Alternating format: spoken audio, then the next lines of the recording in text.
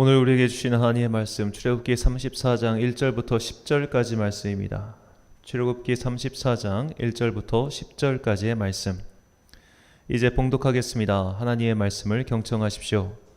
여호와께서 모세에게 이르시되 너는 돌판 둘을 처음 것과 같이 다듬어 만들라. 내가 깨뜨린 처음 판에 있던 말을 내가 그 판에 쓰리니 아침까지 준비하고 아침에 시내산에 올라와 산 꼭대기에서 내게 보이되 아무도 너와 함께 오르지 말며 온 산에 아무도 나타나지 못하게 하고 양과 소도 산 앞에서 먹지 못하게 하라. 모세가 돌판 둘을 처음 것과 같이 깎아 만들고 아침에 일찍 일어나 그 두 돌판을 손에 들고 여호와의 명령대로 시내산에 올라가니 여호와께서 구름 가운데 강림하사 그와 함께 거기 서서 여호와의 이름을 선포하실세. 여호와께서 그의 앞으로 지나시며 선포하시되 여호와라 여호와라 자비롭고 은혜롭고 노하기를 더디하고 인자와 진실이 많은 하나님이라. 인자를 천대까지 베풀며 악과 과실과 죄를 용서하리라. 그러나 벌을 면제하지는 아니하시고 아버지의 악행을 자손 3,4대까지 보응하리라. 모세가 급히 땅에 엎드려 경배하며 이르되 주여 내가 주께 은총을 입었거든 원하건대 주는 우리와 동행하옵소서.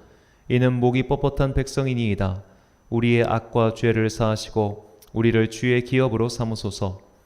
여호와께서 이르시되 보라 내가 언약을 세우나니 곧 내가 아직 온 땅 아무 국민에게도 행하지 아니한 이적을 너희 전체 백성 앞에 행할 것이라. 내가 머무는 나라 백성이 다 여호와의 행하심을 보리니 내가 너를 위하여 행할 일이 두려운 것임이니라. 아멘. 우리가 기다리는 것이란 제목으로 하나님의 말씀 선포하겠습니다. 지금 현재 우리나라는 다음 20대 대통령 선거를 위한 일정이 한창이죠.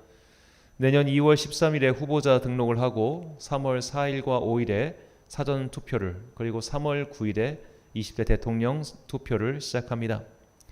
모든 정당은 이미 당을 대표하는 후보자를 선출하였고 그들은 각지를 다니며 유세를 하고 있죠. 자, 이런 선거 유세 과정에서 반드시 등장하는 것이 소위 후보자 검증입니다. 이 후보자가 어떤 사람인지 과거에 무엇을 하였는지 사람들은 파헤치고 또 파헤칩니다.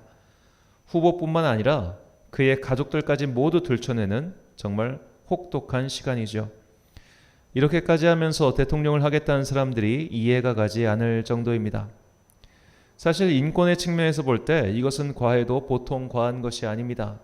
수십 년 전 일까지 파헤치고 사돈의 팔촌까지 조사하는 것이 과연 정상이라고 볼 수 있을까요? 하지만 대중들은 이런 검증을 과하다고 생각하지 않습니다.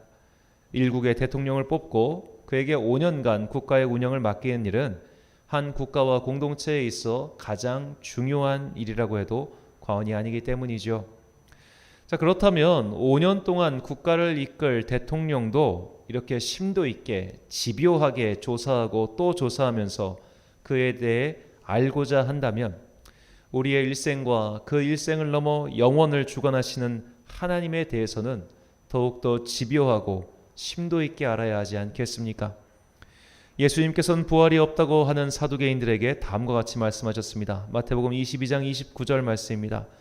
예수께서 대답하여 이르시되 너희가 성경도 하나님의 능력도 알지 못하는 고로 오해하였도다.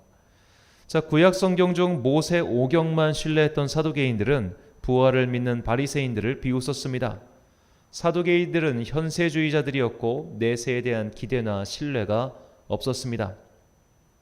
자, 그렇다면 그들이 말하는 성경, 그들이 믿는 성경에 내세는 없어 오늘을 살아 이렇게 적혀있기 때문에 그들이 그렇게 믿은 것일까요? 아닙니다. 자기가 믿는 바에 따라 자신의 신념을 강화시켜줄 말씀만 찾아가면서 믿었기 때문에 그들은 그런 세계관을 가진 것이죠. 자, 고래로부터 지금까지 하나님에 대해 오해하는 사람들이 있습니다. 그들은 성경 전체에 나온 하나님을 믿지 않고 자기들이 믿고 싶어하는 부분만 혹은 자신들의 경험 안에서 느낀 것들만 취하여 그 부분에 따라 하나님을 믿으려 하지요. 예를 들어 엄격하다 못해 폭력적인 아버지 밑에서 큰 사람은 하나님에 대한 이미지를 지독하게 가부장적이고 억압하는 분으로 인식합니다. 그래서 그런 분들은 하나님 아버지라는 표현을 너무나 거북해 하지요. 자신의 경험이 투영되어 하나님을 보기 때문입니다. 특히 이런 이미지, 즉 하나님은 벌을 내리시거나 우리에게 무관심하다는 그런 생각은 인생이 뜻대로 풀리지 않을 때 더욱 심해지죠. 하지만 하나님은 우리를 혼내시고 벌하시고 마침내 망하기를 바라시는 그런 분이 아니십니다. 우리는 성경에 나온 유명한 심판의 사건들 속에서 오히려 하나님의 자비와 사랑을 볼 수 있습니다. 자, 첫 번째로 우리가 볼 수 있는 사례는 바로 홍수 심판입니다. 성경에 나온 가장 유명한 이야기이기도 하고 또 영화나 만화로도 많이 제작되었죠. 이 홍수 심판은 전 지구적인 심판의 사건으로 거의 모든 신화에 등장하는 이야기이기도 합니다. 전 인류를 휩쓴 홍수의 사건이 있었고 그 사건을 경험한 인류가 흩어지면서 다양한 신화가 생겨났다고 보는 것이 타당할 겁니다. 이런 큰 홍수는 이미 지질학적으로도 그 근거가 있다고 학자들은 말합니다.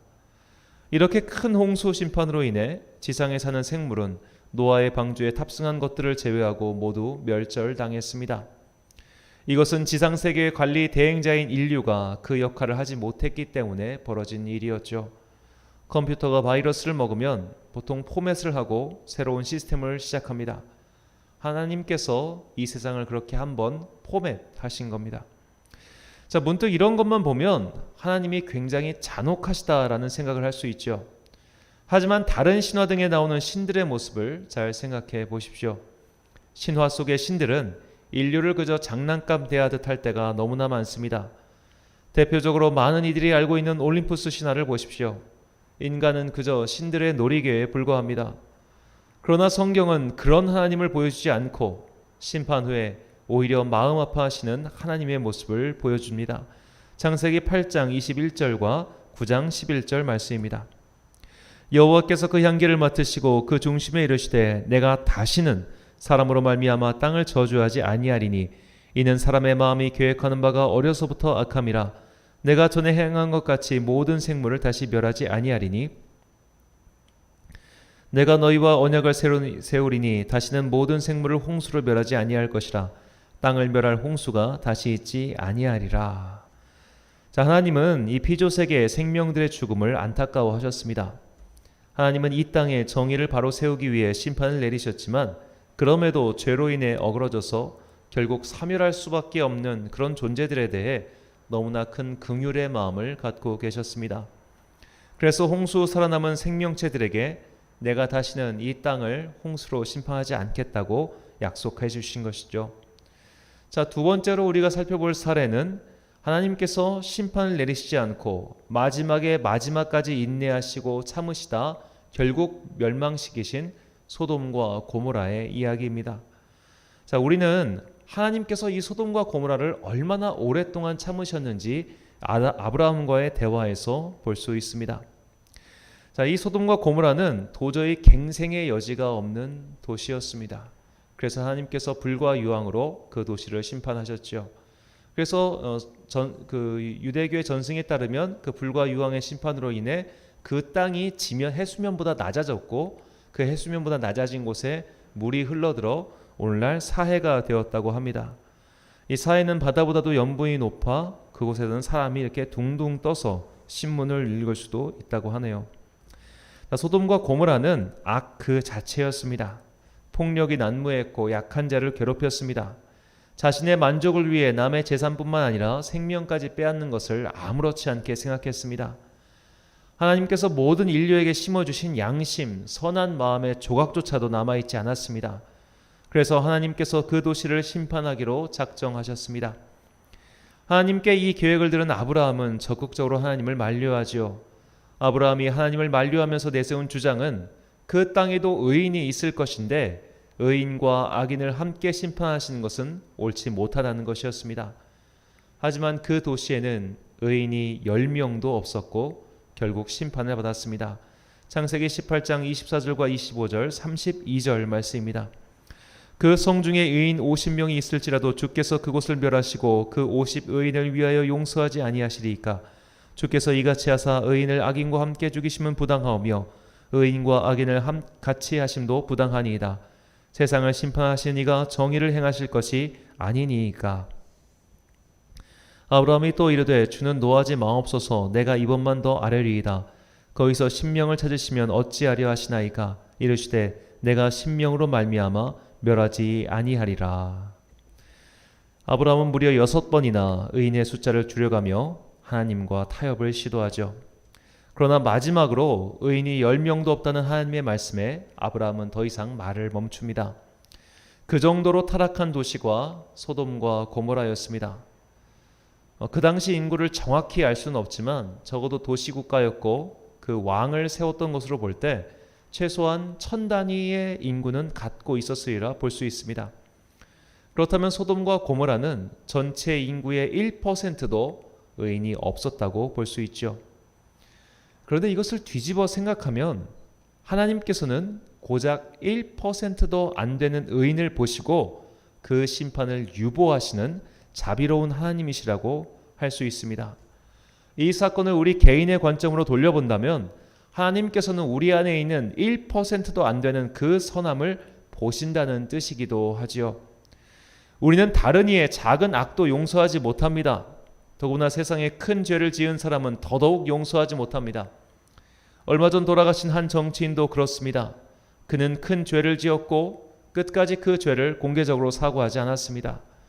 아마 몇백 년 전이었다면 부관 참시, 시체라도 끌어내어 벌을 내려야 한다고 상소문이 빗발쳤을 겁니다. 그런데 하나님께서는 그런 큰 죄인도 죄를 뉘우치면 용서해 주십니다. 그에게 선함의 한 조각, 1%도 안 되는 그 선함을 보시고 죄를 용서해 주십니다. 우리는 심판이 아니라 그 심판을 내리시기 전까지 하나님께서 얼마나 고뇌하셨는지를 성경을 통해 볼 수 있지요. 세 번째로 심판주에 감춰진 하나님의 사랑과 자비, 인내를 볼 수 있는 사건은 사사기의 사건입니다. 사사기는 반복해서 이스라엘의 타락과 심판 그리고 하나님의 구원을 보여주고 있습니다. 구조는 똑같고 등장인물만 달라질 뿐이죠. 가나안 땅을 정복하고 그 땅을 차지한 이스라엘 민족은 여호수아가 죽은 후 다른 세대가 등장하였습니다. 그들은 하나님을 몰랐고 그래서 우상을 숭배하기 시작하죠. 하나님께서는 우상을 숭배하며 하나님의 약속을 저버린 그들을 이방 민족을 사용하셔서 심판하셨습니다. 그렇게 하나님의 심판이 닥치면 그들은 과거 그들의 조상들처럼 하나님께 부르짖으며 기도하며 회개하였습니다. 그러면 또 하나님께서는 당신의 종인 사사들을 보내셔서 그들을 구원해 주셨죠. 그러나 그 사사들이 죽고 나면 그들은 어김없이 하나님을 배신하고 다시 우상 숭배에 빠져들었습니다. 자, 이스라엘 민족이 이렇게 반복해서 우상 숭배에 빠진 이유는 단순합니다. 우상은 우리에게 요구하는 것이 없습니다. 우상의 논리는 그저 너희가 나에게 갖다 바치면 내가 너에게 복을 줄게, 딱 여기까지입니다.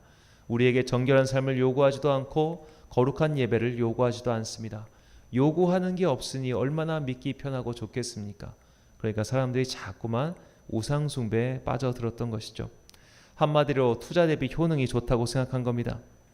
이렇게 반복적으로 배신하고 뒤통수를 치는 이스라엘 민족에게 이제 하나님도 그냥 내가 너희를 버려야겠다라는 마음이 드셨습니다. 나는 다시는 너희를 돕지 않겠다. 너희가 좋아하는 우상이나 섬기면서 살아라 라고 하시죠.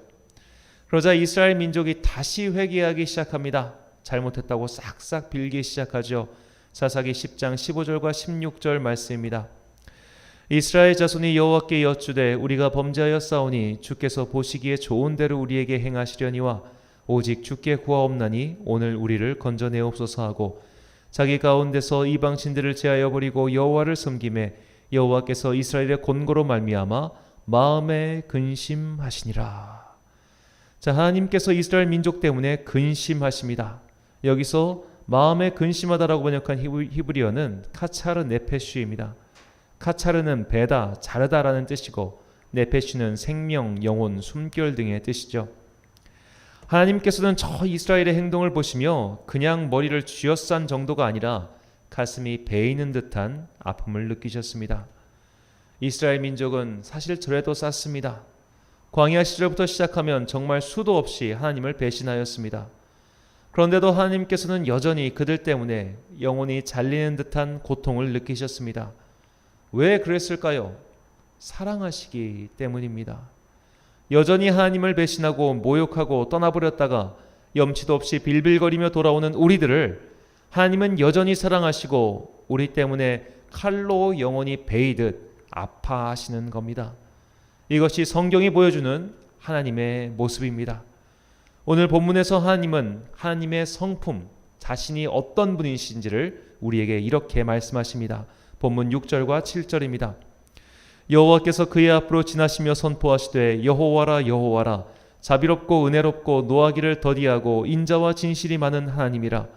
인자를 천대까지 베풀며 악과 과실과 죄를 용서하리라.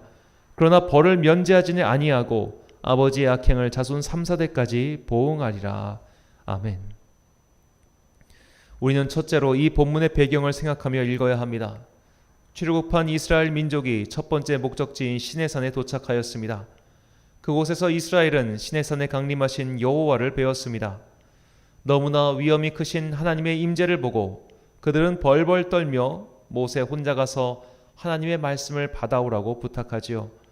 모세는 시내산에 올라가 40일을 머물며 하나님의 말씀을 듣고 내려옵니다. 그러나 그 사이 이스라엘 민족은 모세가 생각보다 더디게 내려오자 금송아지를 만들어서 그 우상을 섬기기 시작합니다. 하나님의 면전에서 대놓고 하나님께 모욕을 준 셈입니다. 하나님께서는 크게 분노하시며 그들을 멸하고자 생각하셨으나 모세의 만류로 그 생각을 접으셨습니다. 하지만 하나님께서는 더 이상 그 민족과 동행하실 생각이 없으셨습니다. 그런데 그것도 모세의 만류로 또 생각을 돌리십니다. 그리고 다시 모세를 시내산으로 불러 두 번째 돌판에 말씀을 새겨주시죠. 이게 오늘 본문의 사건입니다. 창조주 하나님께서 사람의 말 때문에 그 생각을 돌리셨다는 것도 놀랍지만 그렇게 큰 배신을 겪으신 후에도 하나님께서는 위와 같이 말씀하신 것이죠. 자비롭고 은혜롭고 노하기를 더디하는 여호와라 라고 말입니다. 자, 그런데 어떤 이는 이 7절에 아버지의 악행을 보응하신다는 말에 꽂히기곤 합니다. 그러고는 내가 이렇게 된 것은 아버지의 탓이다, 할아버지의 탓이다, 내 부모나 조부가 못된 짓을 해서 내가 인생이 꼬인 거다라고 엉뚱한 생각을 하지요. 그 앞에 나온 자비를 천대까지 베푼다는 말은 들어오질 않습니다. 이 3, 4대와 천대는 비교가 불가능하죠. 이것은 그분의 자비가 영원하시다는 뜻입니다. 설령 내가 큰 죄를 지었다 하더라도 내가 하나님께 진심으로 회개하며 자비와 용서를 구하면 그 죄가 내 자식이나 후손에게 전가되지 않고 그 자리에서부터 자비와 은혜를 천대까지 베풀어 주십니다. 이것을 달리 말하면 결국 언제든지 회개하고 주님께 돌아오는 자에게는 언제나 변함없는 사랑을 베풀어 주신다는 말이죠. 어떤 죄인이라도 결국에는 용서하시는 하나님의 모습을 우리는 므낫세의 경우를 통해 알 수 있습니다. 남유다의 14번째 왕이었던 므낫세는 가장 선한 왕 중 하나인 히스기야의 아들이었습니다. 하지만 히스기야의 뱃속에서 나온 아들이라고 믿을 수 없을 만큼 그는 온갖 악행을 저질렀습니다. 오죽하면 성경은 그가 저지른 악행의 총량이 과거 이스라엘이 했던 모든 악행보다 더 크다고 말할 정도였습니다. 한마디로 말해 그는 구제불능이었습니다. 그는 하나님께서 가장 혐오하시는 인신공양, 즉 사람을 제물로 바치는 행위까지 하였습니다. 므낫세는 결국 자신의 악행에 대한 벌을 받습니다. 그는 바벨론의 전쟁포로로 끌려가고 말지요. 그런데 므낫세는 그곳에서 하나님께 회개하며 기도합니다. 그러자 하나님께서 그의 기도를 받으시고 그를 포로에서 풀려나게 해주셨습니다. 역대하 33장 12절과 13절 말씀입니다. 그가 환난을 당하여 그의 하나님 여호와께 간구하고 그의 조상들의 하나님 앞에 크게 겸손하여 기도하였으므로 하나님이 그의 기도를 받으시며 그의 간구를 들으시사 그가 예루살렘에 돌아와서 다시 왕위에 앉게 하심에 므낫세가 그제서야 여호와께서 하나님이신 줄을 알았더라. 아멘. 이처럼 성경은 하나님의 은혜와 자비를 계속해서 이야기하고 있습니다. 심판은 오히려 하나님의 인자하심을 보여주는 사건에 불과하지요. 이렇게 자비하신 하나님께서 모든 인간과 이 피조 세계를 사랑하셔서 그분의 아들을 보내셨으니 그분이 바로 예수 그리스도이십니다. 성경은 예수님의 오심을 이렇게 설명합니다. 우리가 반드시 외워야 하는 요한복음 3장 16절 말씀입니다. 하나님이 세상을 이처럼 사랑하사 독생자를 주셨으니 이는 그를 믿는 자마다 멸망하지 않고 영생을 얻게 하려 하심이라. 아멘. 오늘은 교회력으로 첫 번째 주일이며 예수님의 재림을 기다리는 대림절 첫 번째 주일입니다. 우리가 예수님을 기다리는 자들이라면 하나님은 누구시며 그분의 아들이신 예수님은 누구시며 그분은 왜 이 땅에 오셨으며 왜 또 다시 오실까라는 이것을 궁금해하고 또 생각해 봐야 합니다. 이것은 믿음의 처음과 끝이라고 말해도 부족함이 없을 정도입니다. 내가 믿는 존재가 어떤 존재인지도 모른다면 그것은 믿음이라고 할 수 없죠. 내가 내 부모를 믿고 사랑한다며 부모의 이름도 모른다면 그것을 어찌 사랑한다고 말할 수 있겠습니까? 하나님은 우리를 사랑하시고 그래서 그분의 아들을 보내시어 우리를 구원케 하셨습니다. 시내산에 강림하신 하나님을 보자 자신이 죄인이라는 것을 알고 뻘뻘 떨며 그분께 가까이 가지 못했던 이스라엘 백성처럼 하나님을 두려워하며 사는 것을 원치 아니하시고 우리를 죄인에서 의인으로 변화시켜 주시고 심지어 하나님의 자녀로 삼아 주셨습니다. 예수님은 하나님의 이 사랑이 담긴 복음, 그 좋은 소식을 전하기 위해 오셨으며 하나님과 우리를 화해시키는 화목 제물이 되신 분이십니다. 그리고 죽음 후 부활하신 예수님께서는 하늘로 올라가신 그대로 다시 이 땅에 오실 것입니다. 그때는 하나님이 약속하신 날이며 이 피조세계가 창조의 선한 상태로 되돌아가는 날이죠. 이것이 마침내 오게 될 하나님 나라의 완성입니다. 하나님의 성품을 모르는 이들은 자꾸만 하나님 나라가 오기 전 있을 환난과 심판에 주목하죠.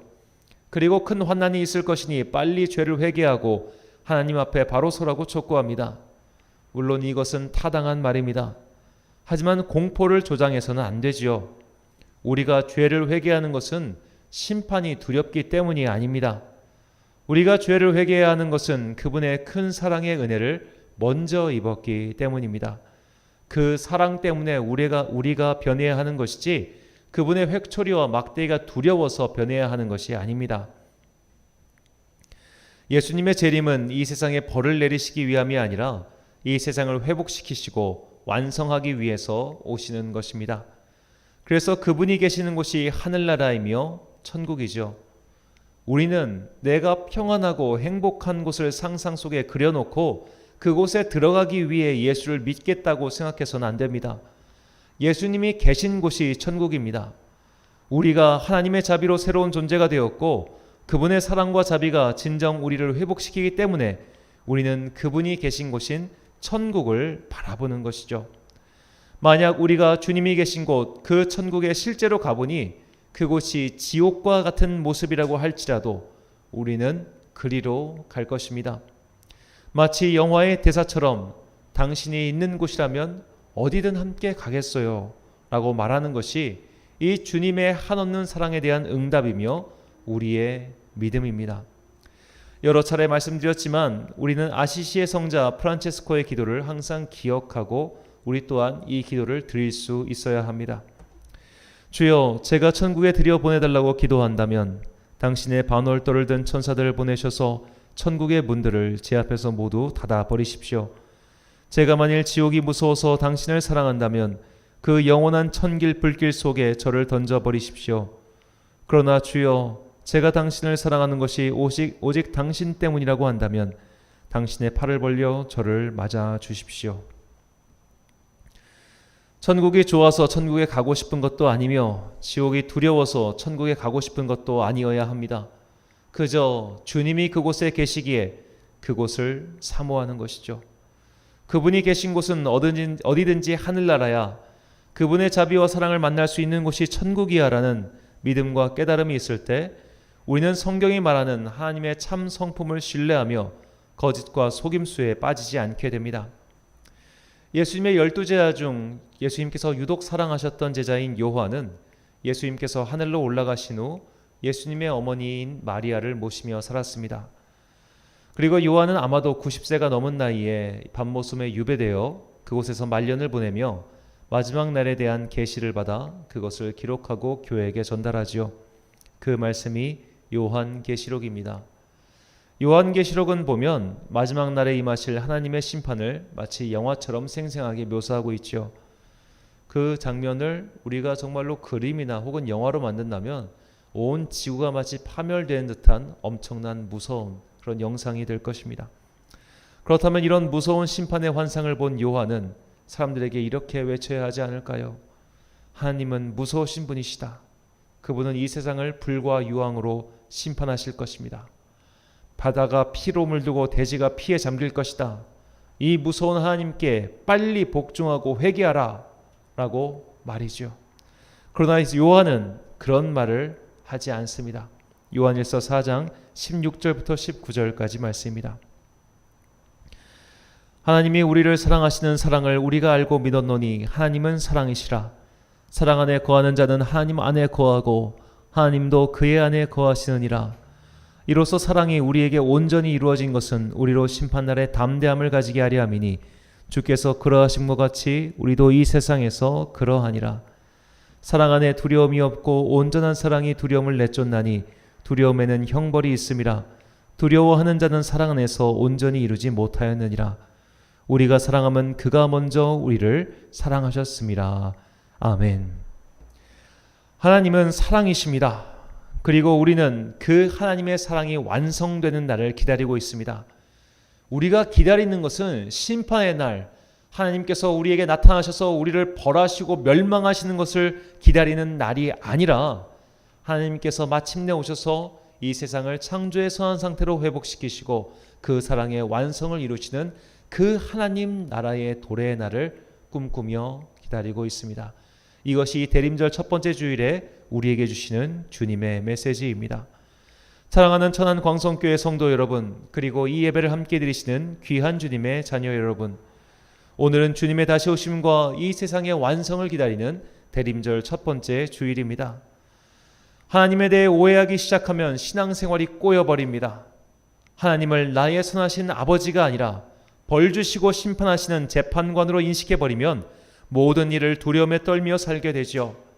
마치 믿음으로 의롭게 된다는 진리를 깨닫기도 전에 마르틴 루터처럼 날마다 고해성사를 하며 발작적으로 죄와 심판의 공포에 빠져 살게 됩니다. 정상적인 인간 부모도 자식을 이렇게 공포로 키우지 않는데 하물며 하나님께서 우리를 그렇게 대하시겠습니까? 자비로우시고 은혜가 충만하신 하나님께서는 우리를 공포와 매로 훈육하지 않으시고 언제나 사랑으로 대하신다는 것을 결코 잊지 마십시오. 우리는 역사의 끝에 올 심판을 기다리는 자들이 아닙니다. 우리는 죄 많은 세상을 사랑과 은혜로 완성시키실 주님의 다시 오심을 기다리는 자들이죠. 사랑이신 하나님을 바르게 믿고 사랑으로 이 세상을 새롭게 하실 주님의 다시 오심을 기다리며 그 사랑으로 변화받아 새로운 삶을 살아가는 여러분과 제가 되시길 간절히 축원합니다. 기도하겠습니다.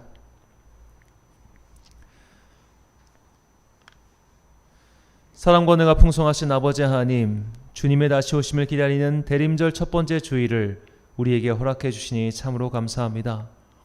우리는 하나님을 제대로 몰랐습니다. 이미 성경을 통해서 충분히 주님의 사랑과 자비를 드러내 주셨음에도 불구하고 우리는 너무나 강렬한 심판하시는 하나님의 이미지만 구축한 채 두려움에 벌벌 떨며 살았습니다.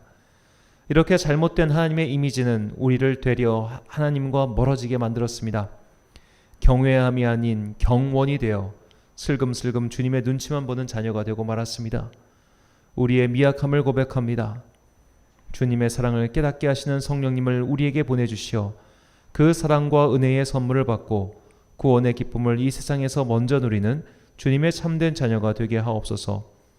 주님의 다시 오심을 기다리는 이 대림절기에 심판에 대한 두려움이 아닌 만남에 대한 기쁨과 소망을 보내주시는 주님의 바른 자녀가 되길 소망하오며 이 세상에 하나님의 사랑을 전하기 위해 오신 예수 그리스도의 이름으로 기도드립니다. 아멘.